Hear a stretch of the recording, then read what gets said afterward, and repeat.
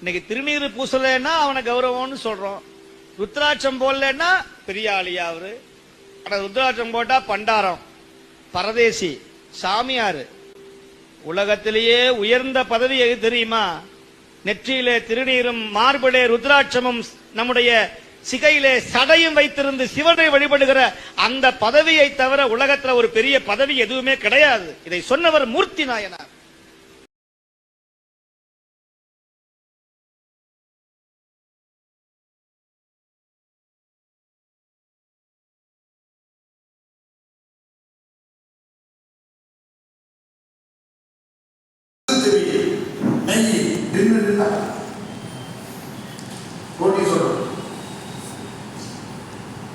அன்னும் நெடும்பாகம் திருவளத்தின் அணிவிலையா ராத்திரி பகல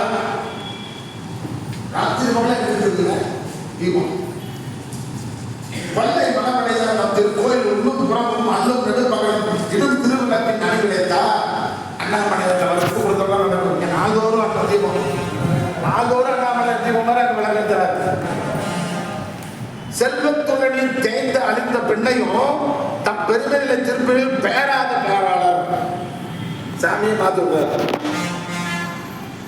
அந்த 5 கோடி 22 லட்சத்துக்கு திருவிளக்கு ஏற்றினா எத்தனை நாளைக்கு செல்வம் வரும்?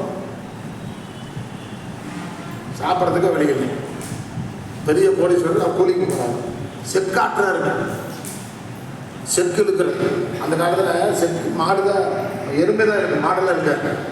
இப்போ மாடு கொண்டு வந்தாங்க, இப்போ மிஷின் இருந்துச்சு. அதுதான் செக்கு. இப்போ நம்ம தேங்காய் ஊற்றுவாங்க, இழுத்துட்டு போவோம் எருமை.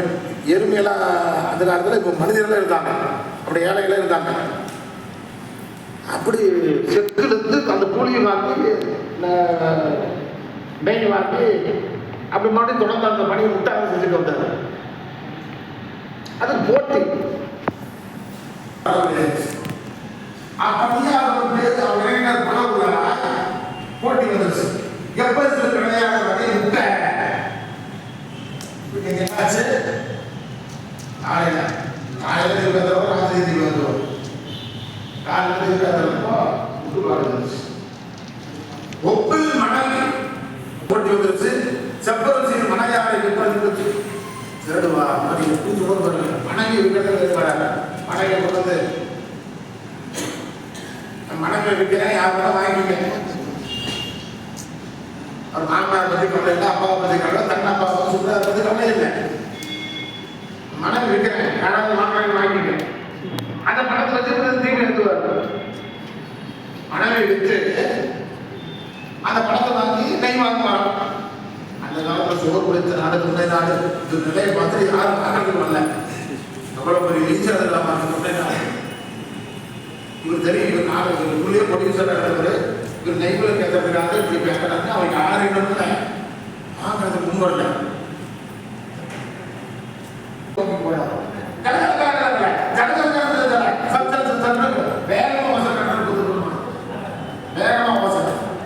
பூசை கடிதம் முடிச்சு அடையே என்ன உழைத்தது என பொறுப்பி ஆசை உடல்தான் மற்றும் வேறு அடையை உண்மையாது என்று தேசியர்களுக்கு உடைவாளர் பொழுது தம் ஆற்றில் நாட்ட ஈசர் விரைந்து திருச்செல்வி மோசை மிகவும் செய்தார்.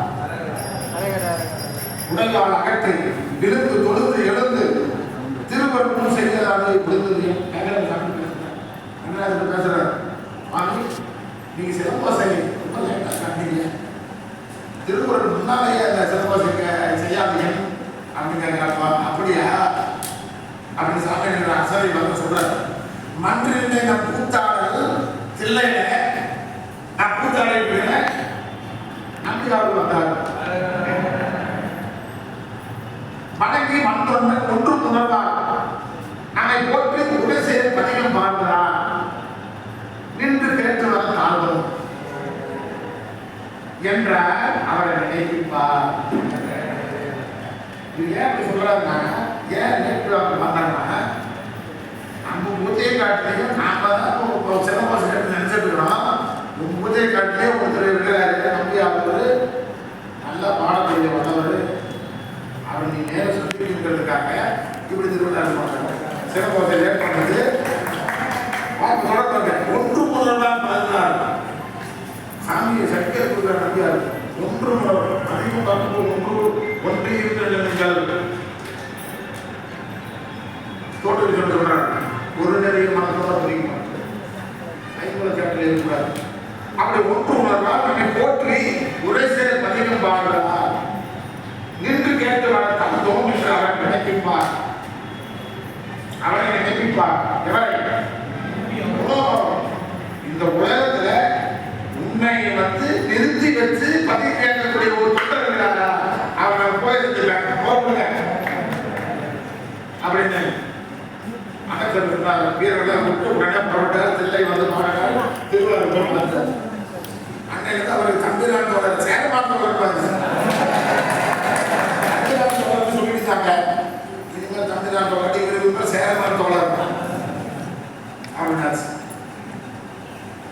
என்னை அடியாற்றி இவர் பிறனை இருந்தவார் என்று திருவிழா செய்ய புதிய புத்தகம் நிறைஞ்சி கண்ணீர் மனத்தொண்டர் தம்மையும்